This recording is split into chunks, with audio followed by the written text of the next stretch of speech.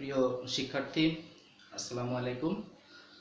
প্রথমে আমি আমার পরিচয়টা দিতে চাই। আমি Mohammad Zakaria Hussain, BSc honours MSc mathematics from National University. তো আমি দীর্ঘদিন ক্যাডেট কোচিংয়ের সাথে জড়িত আছি এবং গাইডেন্স ক্যাডেট কোচিংয়ের সূচনা লগ্ন থেকে আছে। হয়তো তোমাদের সাথে কখনো দেখা হয় নাই, যদি সুযোগ হয় ভবিষ্যতে দেখা হবে। তো যাই হোক, আজকে অনলাইন ক্লাসে আমি তোমাদেরকে স্বাগত জানাচ্ছি। তোমরা যারা ক্যাডেট কলেজে ভর্তি হতে ইচ্ছুক, আপাতত বাসায় বসে তোমাদের প্রস্তুতিটা নিতে হবে। আশা করি আমাদের অনলাইনের ক্লাসগুলো যদি তোমরা ভালোভাবে দেখো এবং সেগুলো অনুশীলন করো, তাহলে তোমরা উপকৃত হবে। তো যাই হোক, কথা না বাড়িয়ে আমি আজকের ক্লাস শুরু করতে যাচ্ছি। আজকে আমি তোমাদের কথা বলবো অ্যারিথমেটিক অর্থাৎ পাটিগণিত থেকে 1.2।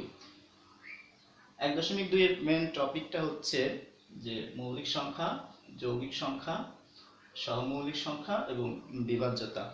তো এইগুলো নিয়ে আমি আজকে তোমাদেরকে কথা বলবো। আশা করি তোমরা মনোযোগ সহকারে শুনবে।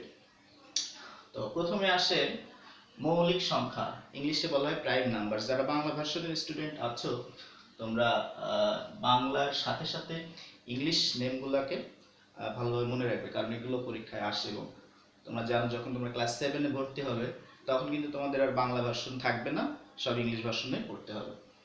তো প্রথমে আসা যাক, মৌলিক সংখ্যা কাকে বলে, কোন সংখ্যাগুলোকে আমরা মৌলিক সংখ্যা বলি। তো মৌলিক সংখ্যা বোঝার আগে তোমাদের একটা জিনিস বুঝতে হবে, সেটা হচ্ছে গুণনীয়ক আর গুণিতক। গুণনীয়ক কাকে বলে? গুণনীয়ক বাংলায় হচ্ছে গুণনীয়ক বা উৎপাদক, আর ইংলিশে বলা হয় factors. What is factor? Factor কাকে বলে? আমরা জানি যে একটি সংখ্যাকে অনেক সংখ্যা দিয়ে ভাগ করা যায়। যেমন আমি যদি বলি 25, এই সংখ্যাটিকে কিন্তু তুমি শূন্য বাদে 1 2 3 4 5 6 7 8 এভাবে করে অনেক সংখ্যা দিয়ে ভাগ করতে পারবে, কিন্তু সব সংখ্যা দিয়ে একে ভাগ করলে কিন্তু ভাগশেষ শূন্য থাকবে না। তো কিছু কিছু সংখ্যা, যেমন আমি যদি এটাকে 5 দিয়ে ভাগ করি, তাহলে এটা কত হবে? 5 5 25, ভাগশেষ থাকবে শূন্য। যদি এমন হয় যে একটি সংখ্যাকে অপর একটি সংখ্যা দ্বারা ভাগ করলে ভাগশেষ শূন্য থাকে, তাহলে এই সংখ্যাটি, যে সংখ্যা দিয়ে আমরা ভাগ করলাম, ওইটাকে বলা হবে এই প্রথম সংখ্যার গুণনীয়ক। তো আমি সংখ্যাটা ভালো করে তোমাদের আরেকবার বলি। সংখ্যাটা তোমরা লিখে নিতেও পারো, তোমাদের বই হয়তো ক্লিয়ার ভাবে আছে। তারপর আমি বলে দিই যে একটি সংখ্যা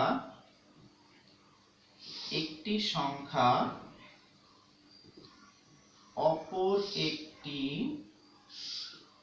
সংখ্যা দ্বারা নিঃশেষে বিভাজ্য হলে,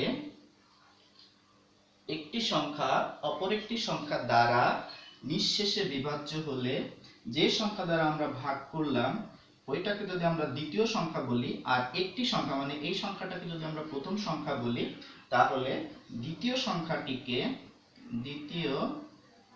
সংখ্যাটিকে প্রথম সংখ্যার গুণনীয়ক, আর ইংলিশে বলে ফ্যাক্টর বা উৎপাদক, গুণনীয়ক বলে। আর প্রথম সংখ্যাটিকে, যেটা একটি সংখ্যা, এই প্রথম সংখ্যাটিকে বলা হবে দ্বিতীয় সংখ্যা গুণিতক।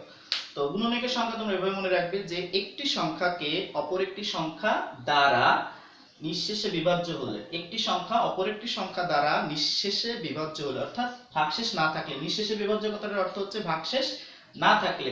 ইংলিশে আমরা এভাবে বলতে পারি, if a number is exactly divisible by another number, then the second number is called the factors of the first number. তো তোমরা একটা জিনিস মনে রাখবে যে এই গুণনীয়ক কিন্তু, যে সংখ্যার গুণনীয়ক বলবে সেই সংখ্যার গুণনীয়ক কিন্তু ওই সংখ্যার সমান হবে অথবা ওইটা থেকে ছোট হবে, কখনো বড় হবে না।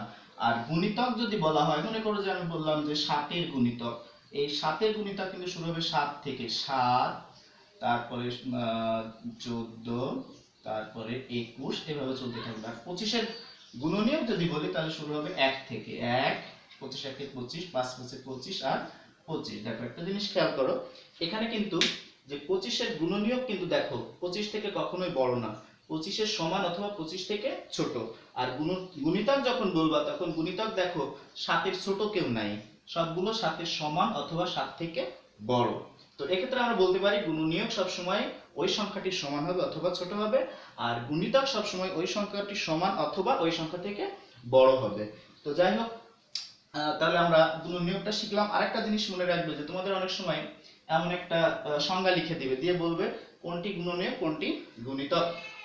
মনে রাখার জন্য আমি বলি, যে সংখ্যার সাথে দ্বারা যুক্ত থাকবে এইটি হবে গুণনীয়ক। এইটা একটু মনে রাখবে যে যদি দ্বিতীয়বারে দ্বারা বলে যে একটি সংখ্যা অপর একটি সংখ্যা দ্বারা, আমি কিন্তু দ্বিতীয়বারে দ্বারা বলছি, অর্থাৎ দ্বিতীয় সংখ্যাটি হবে গুণনীয়ক। আবার যদি এটাকে উল্টাভাবে বলা হতো যে একটি সংখ্যা দ্বারা অপর একটি সংখ্যা নিঃশেষে বিভাজ্য হলে, এক্ষেত্রে কিন্তু আমি দ্বারা প্রথমে বলেছি, সেক্ষেত্রে প্রথম সংখ্যার সঙ্গে দ্বারা থাকলো, তাহলে ওই সংখ্যাটি হবে গুণনীয়ক আর প্রথম সংখ্যাটি হবে তার গুণিতক। এটা হচ্ছে গুণনীয়ক এবং গুণিতকের ধারণা। এবার আসলে আমরা মৌলিক সংখ্যার ধারণায় আসি। মৌলিক সংখ্যার ধারণায় আসি। এখন যে কোনো সংখ্যাকে যে কোনো সংখ্যার কিন্তু গুণনীয়ক থাকবে, যেমন 2, সবচেয়ে আমি একটা ছোট সংখ্যা লিখলাম 2। 2 এর গুণিতক কি গুণনীয়ক কি থাকবে? 2 এর গুণনীয়ক হবে, মানে 2 কে কোন কোন সংখ্যা দিয়ে ভাগ করলে ভাগশেষ শূন্য থাকে সেগুলো হবে গুণনীয়ক। তাহলে 2 কে 1 দিয়ে ভাগ করলে 2 1 কে 2 ভাগশেষ শূন্য, 2 কে 2 দিয়ে ভাগ করলে 2 1 কে 2 ভাগশেষ শূন্য। তাহলে 2 এর গুণনীয়ক হবে 1 এবং 2। 3 এর গুণনীয়ক কি হবে দেখো, 3 1 কে 3, আবার 3 1 কে 3, তাহলে 1 এবং 3। 4 এর গুণনীয়ক কি হবে? 4 এর গুণনীয়ক হবে 1, 2 2 গুণে 4, 4 1 কে 4। গুণনীয়ক বের করার সুন্দর একটি সিস্টেম আছে। মনে করো আমি এখন 6 এর গুণনীয়ক বের করব। তো 6 কে কি দ্বারা ভাগ করা যায় বা গুণ করা যায়? 3 2 গুণে 6। যেমন আমি লিখতে পারি 6 সমান 6 গুণন 1। আবার লিখতে পারি কি যে 2 গুণন 3, আর ভাঙা যায় না। তাহলে এখন 6 এর গুণনীয়ক কি হবে? 1 2 3 6। 5 এর গুণনীয়ক কি হবে? 5 কে কিন্তু তুমি 1 গুণন 5 এরকম ছাড়া আর কিছু লেখা যায় না। তাহলে 5 এর গুণনীয়ক হবে 1 5। 6 এর গুণনীয়ক কি হবে? 1 2 3 6। দেখো কোন সংখ্যাটি কিন্তু ওই সংখ্যা থেকে বড় হচ্ছে না, ওটা সমানই হচ্ছে। এভাবে 7 এর গুণনীয়ক কি হবে? 1 এবং 7। 8 এর গুণনীয়ক কি হবে? তুমি যদি 8 গুণনীয়ক লেখো তাহলে 1 গুণন 8, 2 দিয়ে ভাগ যায়, 2 গুণন 4, 3 দিয়ে ভাগ যায় না, আর ভাগ যায় না। অর্থাৎ 8 এর গুণনীয়ক হবে 1 2 4 8। 8 এর গুণনীয়ক 1 2 4 8। এভাবে আমরা গুণনীয়ক বের করতে পারি। আচ্ছা, 1 এর গুণনীয়ক কি হতে পারে? এটা একটা কথা প্রশ্ন যে 1 এর গুণনীয়ক কিন্তু মাত্র একটা, সেটা হচ্ছে শুধুমাত্র 1। তুমি যদি বলো যে স্যার 1 কে 1 দিয়ে ভাগ করলাম, আবার 1 দিয়ে আবার 1 দিয়ে, এভাবে তো 1 একই হবে, সুতরাং এর গুণনীয়ক একটা। আচ্ছা, এখন আসো মৌলিক সংখ্যা কি জিনিস। দেখো আমি এখানে লিখছি যে এই 2 এর গুণনীয়ক 1 এবং 2 নিজেই, আবার 3 এর গুণনীয়ক 1 এবং 3 নিজেই, 5 এর গুণনীয়ক 1 এবং 5 নিজেই, 7 এর গুণনীয়ক 1 এবং 7 নিজেই। আর অন্য সংখ্যাগুলো দেখো যেমন 4 6, এগুলো 1 এবং ওই সংখ্যাটি বাদেও 1 এবং ওই সংখ্যাটি বাদেও আরো কিছু গুণনীয়ক আছে।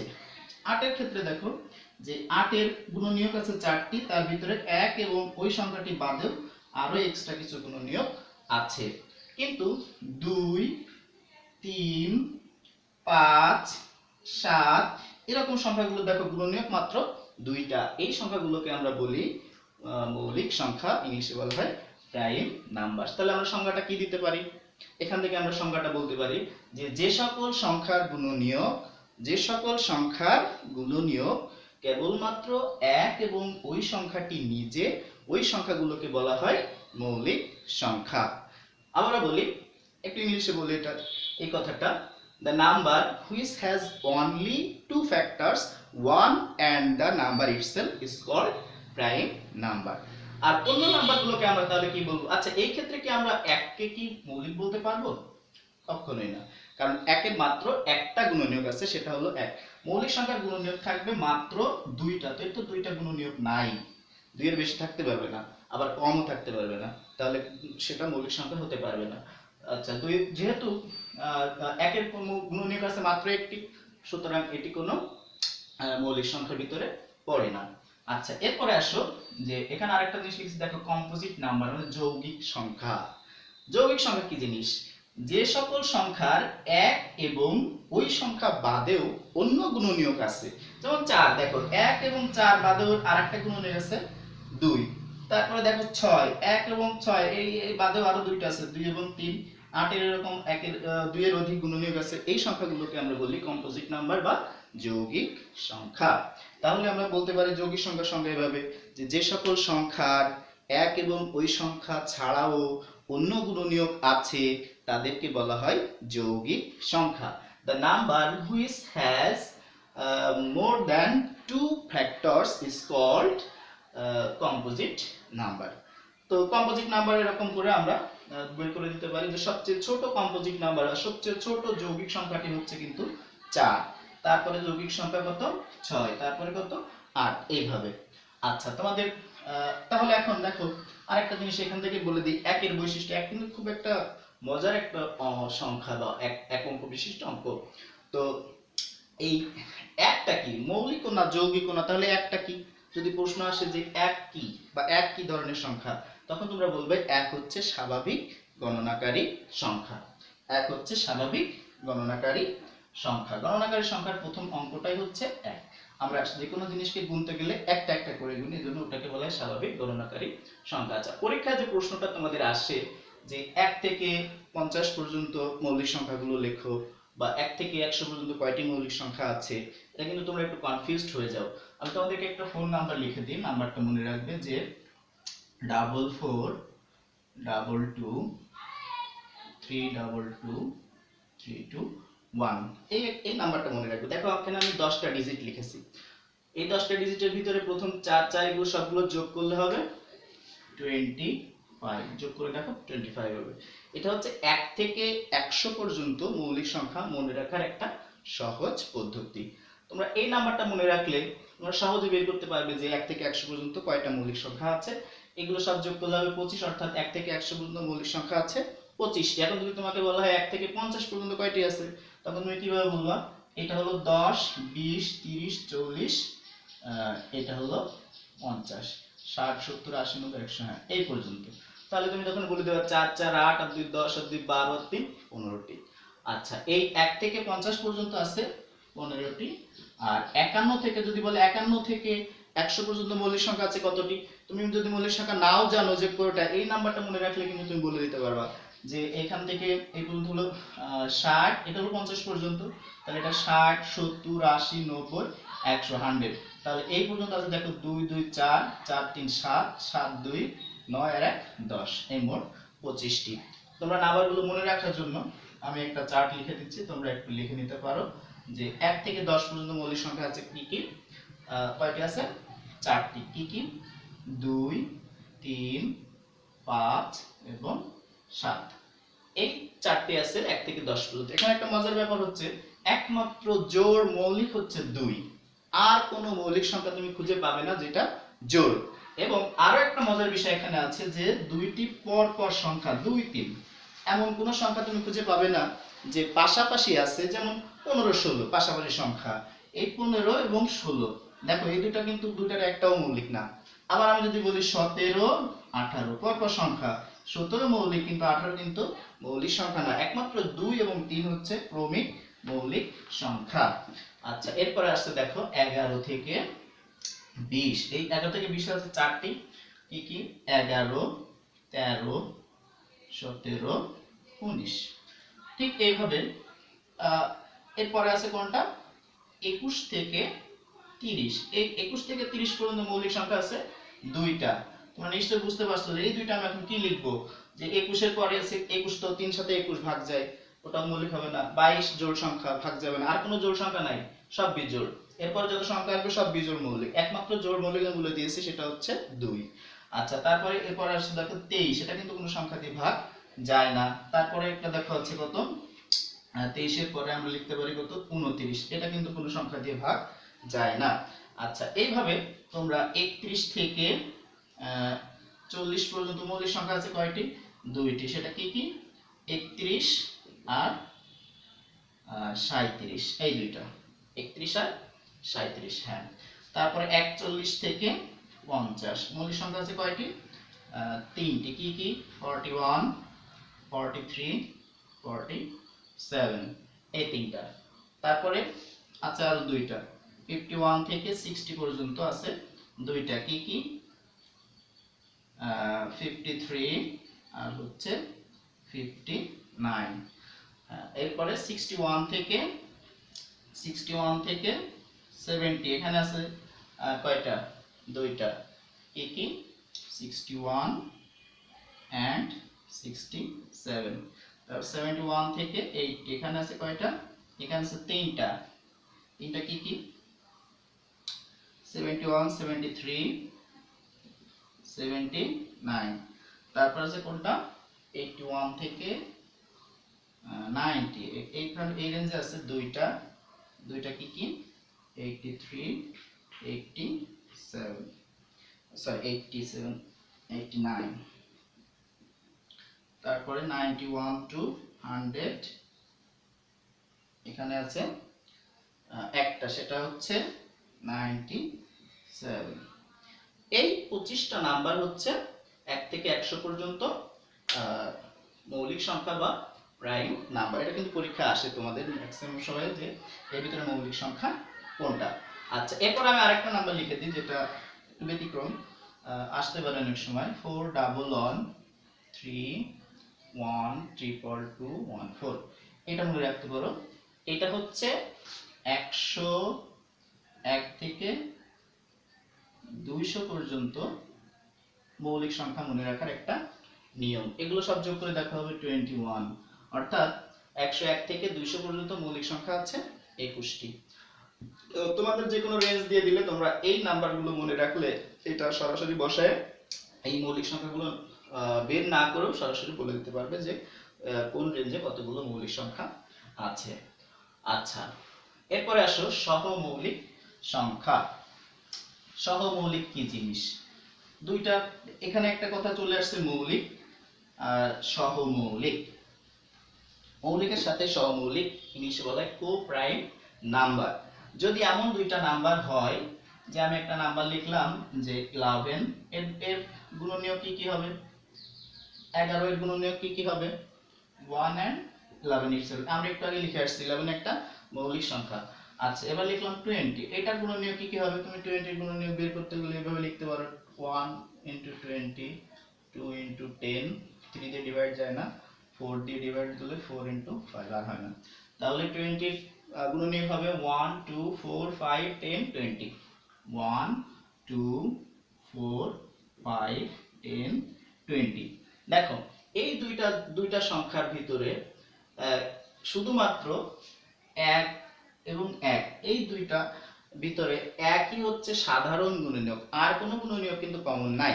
এমন যদি হয় যে দুই বা ততোধিক, দুইটা বা তার বেশি হতে পারে, দুই বা ততোধিক সংখ্যার গুণনীয়ক কেবলমাত্র 1, সাধারণ গুণনীয়ক কেবলমাত্র 1, সেই সংখ্যাগুলোকে আমরা বলবো সহমৌলিক সংখ্যা।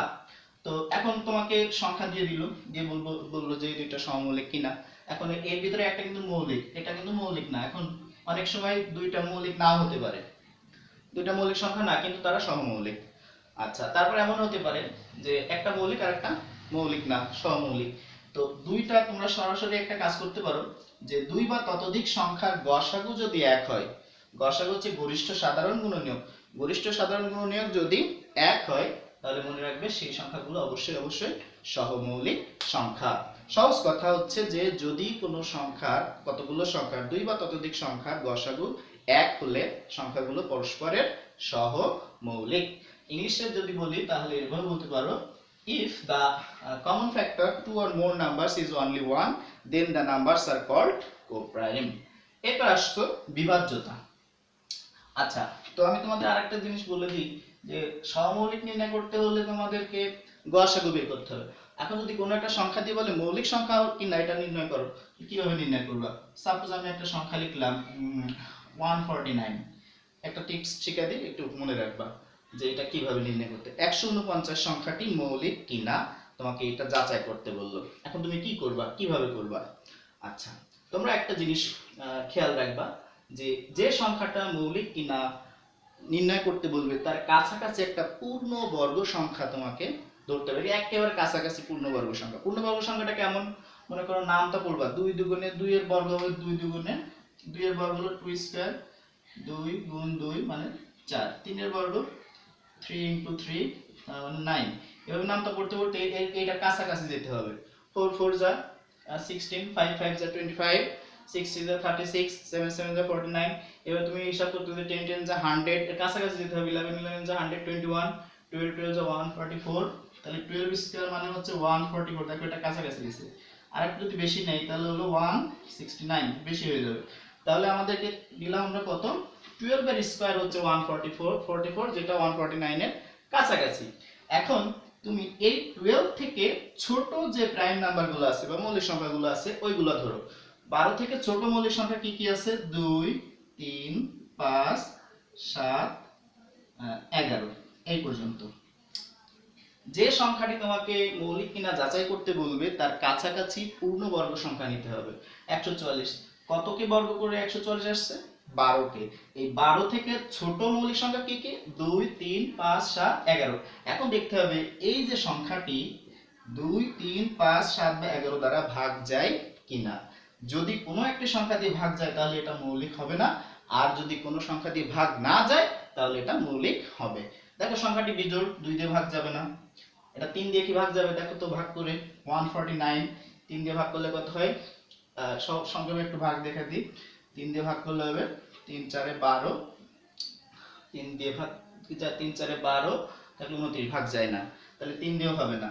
3 দিয়ে আমি এর পরে বিভাজ্যতার সূত্র শিখিয়ে দেব, তখন তোমরা সহজে বলতে পারবা। 5 দিয়ে ভাগ যায় কিনা, শেষের সংখ্যাটি হলো 9, এটা 5 দিয়ে ভাগ যায় না।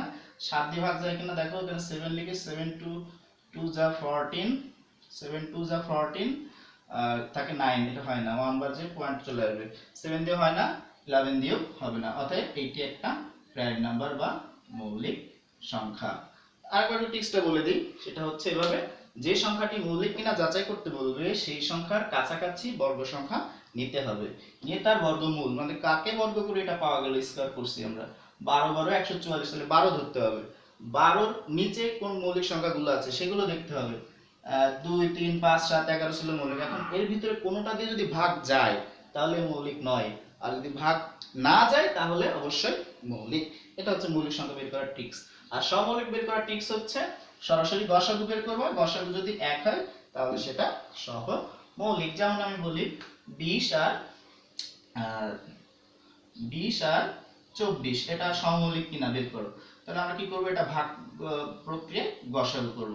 20 একে 20, তারপর 4, আবার 20 দিয়ে ভাগ করলে 4 5 20, তাহলে এখানে গসাগু হলো 4, সুতরাং এটি সমমৌলিক নয়।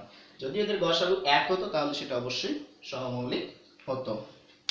আচ্ছা, এরপর আসো বিভাজ্যতা। পাটিগণিতে বা অ্যারিথমেটিকে ভালো করার জন্য কিন্তু তোমাকে বিভাজ্যতার সূত্রগুলো খুব ভালোভাবে আয়ত্ত করতে হবে। তোমাদের ক্যাডেটের পরীক্ষায় কিন্তু তোমাদেরকে ক্যালকুলেটর ব্যবহার করতে দিবে না, অতএব তুমি যে অঙ্কগুলো থাকবে কাটাকাটি করার সময় কিন্তু তুমি যদি বিভাজ্যতার সূত্রগুলো তোমার ভালোভাবে মনে থাকে তাহলে তুমি কিন্তু খুব সহজেই সেটা করে ফেলতে পারবে।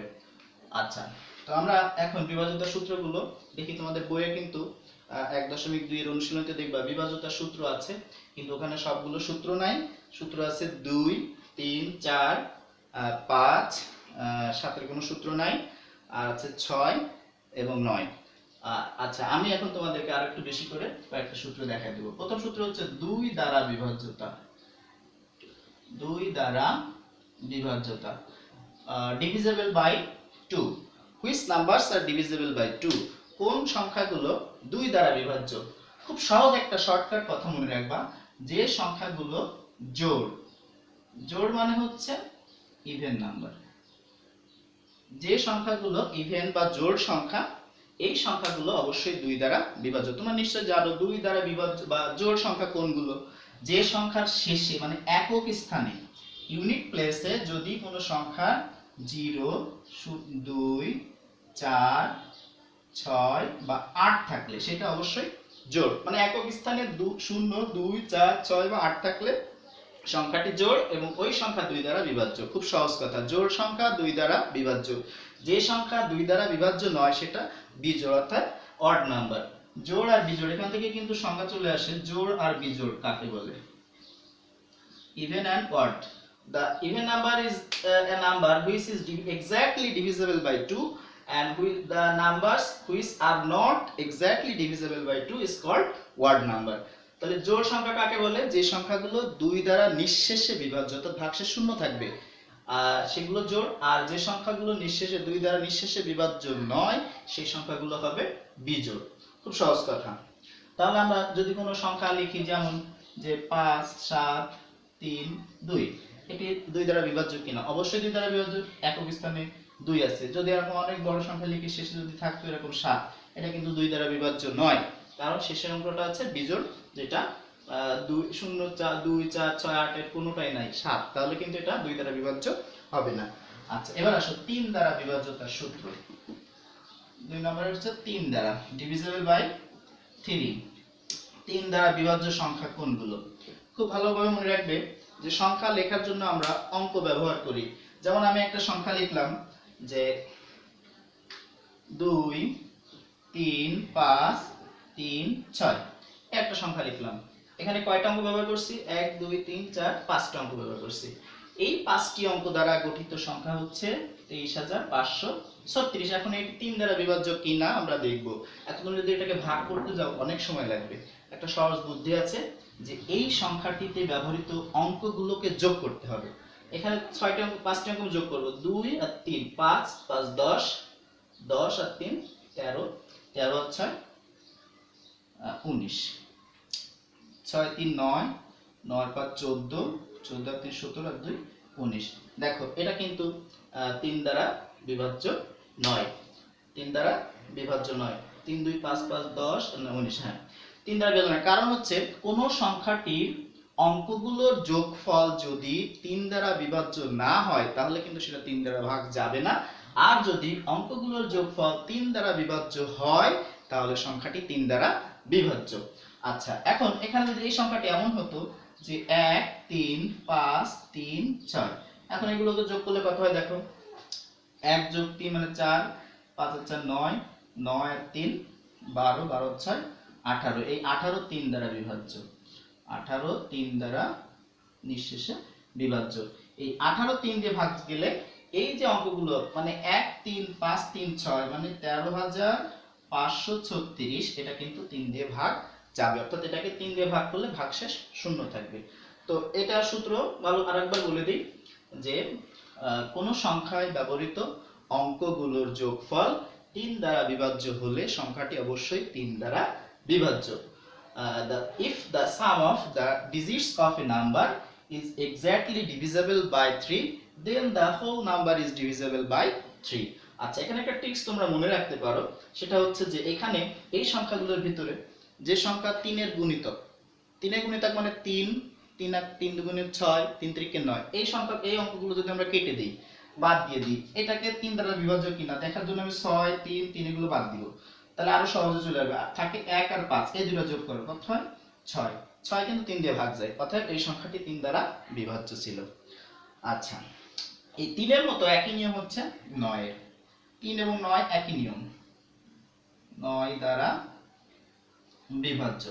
9 দ্বারা বিভাজ্য সূত্র সংজ্ঞা কি বলবে? একই সংজ্ঞা, যে কোন সংখ্যায় ব্যবহৃত অঙ্কগুলোর যোগফল 9 দ্বারা বিভাজ্য হলে সংখ্যাটি 9 দ্বারা বিভাজ্য। যেমন এই সংখ্যাটি কিন্তু ছিল 9 দ্বারা বিভাজ্য। কিভাবে দেখো, এখানে 1 3 5 3 6 লিখেছি, যোগ করে কত হয়েছিল 18। এই 18 সংখ্যাটি 9 দ্বারা বিভাজ্য, সুতরাং এই সংখ্যাটি 9 দ্বারা বিভাজ্য। এখানে তোমরা ওই ট্রিক্সটা মনে রাখতে পারো যে এখানে 9 এর গুণিতক যা যা আছে সেগুলো কেটে দেবে। 3 আর এটা যোগ করলে 9 হয়, তো এটা বাদ, তাহলে আবার এটা দেখো যোগ করলে হয় 9, হ্যাঁ, তাহলে অবশ্যই এই সংখ্যাটি 9 দ্বারা বিভাজ্য।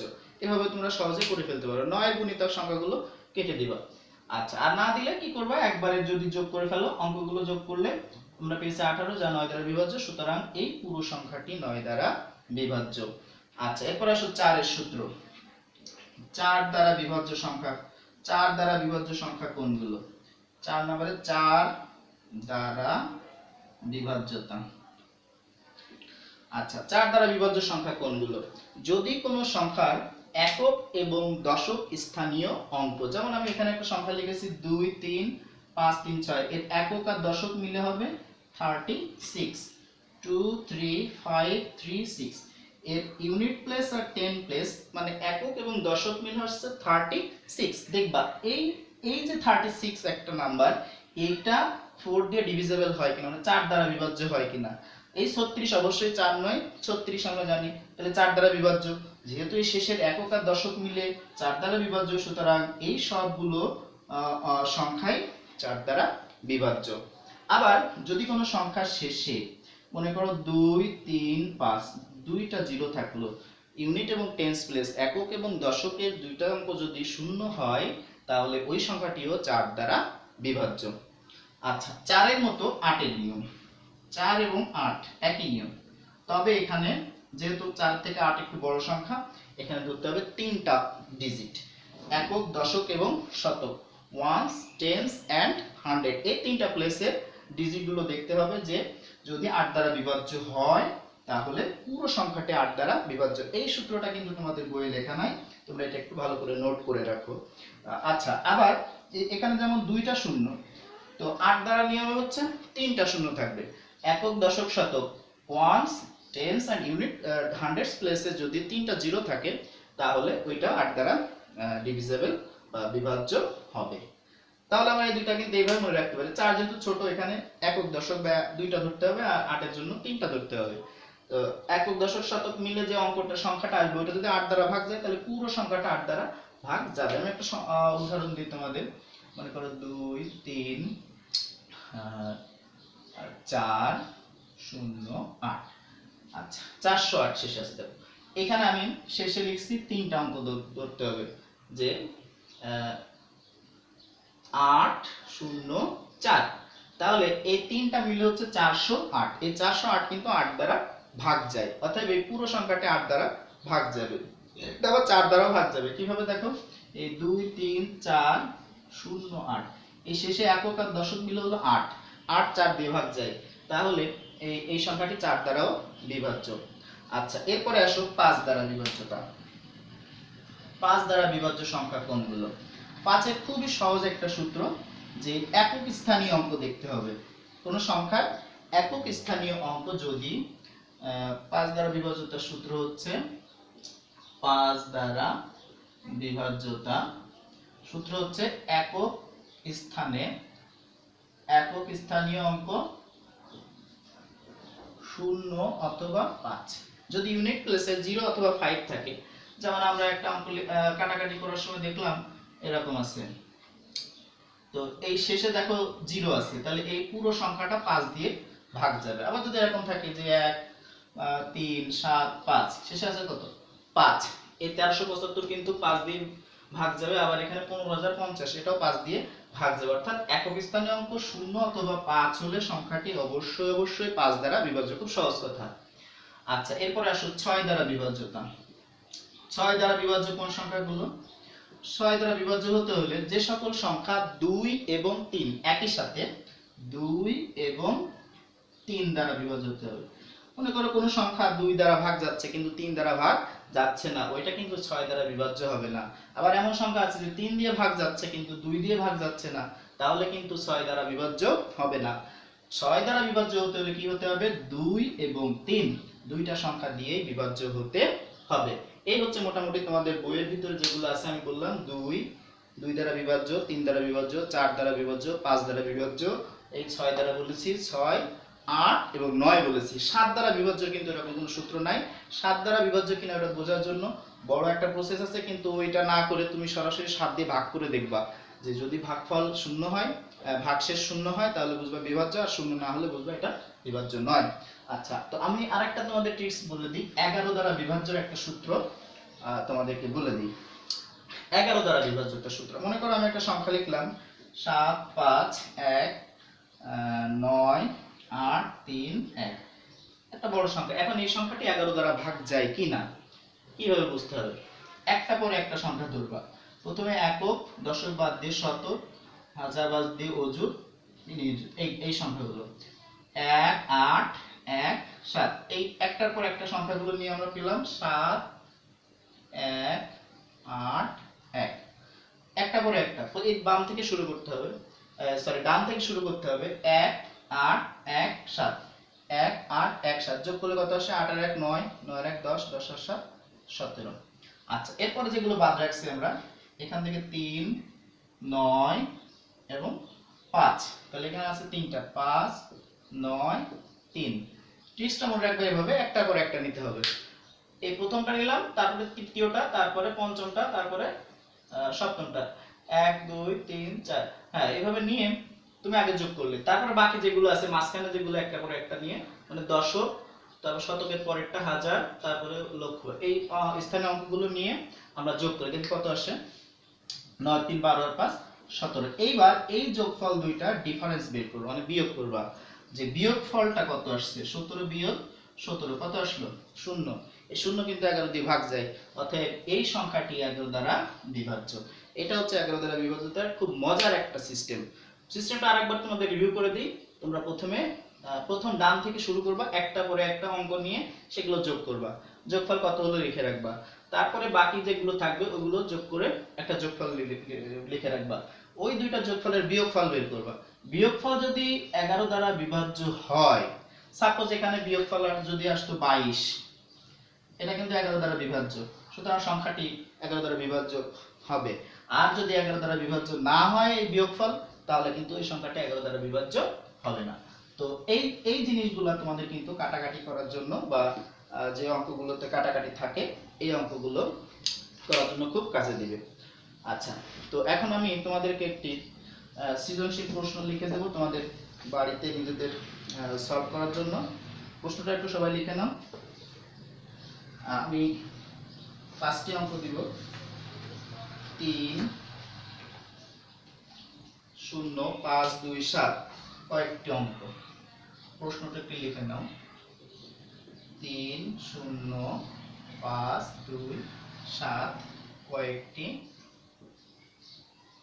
কয়েকটি মানে এখানে কয়টি, 1 2 3 4 5টি অঙ্ক। কয়েকটি না লিখে 5টি অঙ্ক। এটা লোক দিব বা মেইন স্ট্রিম। নাম্বার এ বা ক নাম্বার প্রশ্ন হচ্ছে, what is called prime number, বা মৌলিক সংখ্যা কাকে বলে। মৌলিক সংখ্যা কাকে বলে।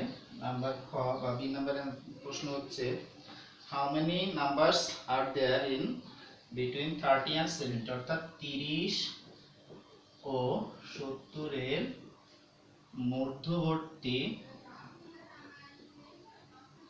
মৌলিক সংখ্যাগুলো লেখো। গ নম্বর প্রশ্ন হচ্ছে, উদ্দীপকের প্রদত্ত অঙ্কগুলো দ্বারা গঠিত, প্রদত্ত অঙ্কগুলো দ্বারা গঠিত বৃহত্তম ও ক্ষুদ্রতম সংখ্যা 4 ও 5 দ্বারা বিভাজ্য কিনা যাচাই করো। এটা হচ্ছে তোমাদের জন্য প্রশ্ন। আরেকটা শর্ট কুইজ আমি তোমাদেরকে লিখে দিই। সেটা হচ্ছে একটা শর্ট কুইজ, যে 3 অঙ্ক বিশিষ্ট একটি সংখ্যা, নাম্বার কনসিস্টিং অফ 3 ডিজিট, 3 অঙ্ক বিশিষ্ট একটি সংখ্যার একক স্থানীয় অঙ্ক 3 এবং